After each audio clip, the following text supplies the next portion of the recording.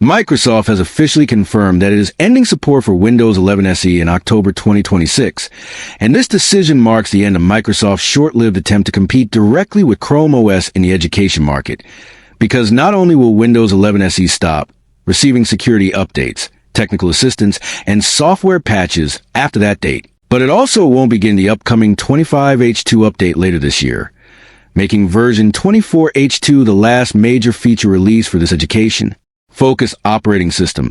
And this is big news because Windows 11 SE was originally launched back in 2021 as a cloud-first, streamlined version of Windows 11 specifically designed for K-8 classrooms, meant to give students and teachers an affordable yet functional learning environment while reducing distractions, with Microsoft loading it only with essential apps like Office, Teams, and Minecraft for education, plus the option for administrators to install a limited set of approved apps such as Google Chrome and Zoom.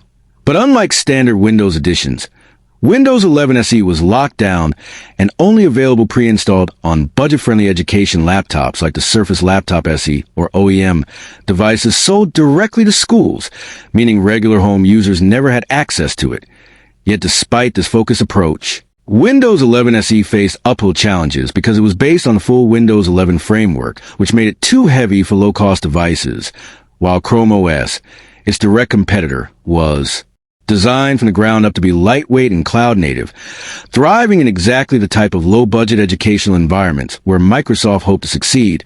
And now with Microsoft pulling the plug, schools and administrators around the world will need to prepare for a transition because once support ends, student laptops running Windows 11 SE will no longer receive crucial updates or security fixes, which means schools cannot risk keeping them in classrooms, effectively forcing them to upgrade to regular Windows 11 devices or switch to alternatives like Chromebooks, making budgeting and planning essential for institutions that invested heavily in Surface Laptop SE models or similar OEM machines. And while Microsoft has not given a formal explanation for why Windows 11 SE is being retired so quickly, it's reasonable to assume that its inability to perform well on budget devices compared to Chrome OS, combined with its limited adoption and ecosystem constraints, made it unsustainable. So while the idea was strong on paper, the execution left educators frustrated.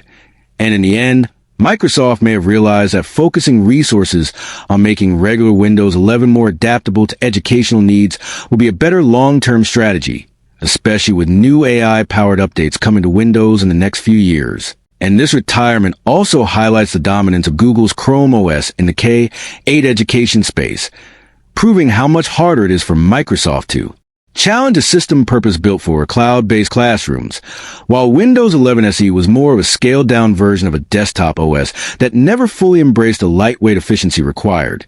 So moving forward, schools must carefully evaluate whether to reinvest in the Microsoft ecosystem or pivot toward Chromebooks and other alternatives. But either way, the countdown has begun. October 2026 is the final date for Windows 11 SE. And when that day arrives, every device still running it will essentially be obsolete from a security standpoint, making this one of the most impactful decisions Microsoft has made in the education technology sector in recent years.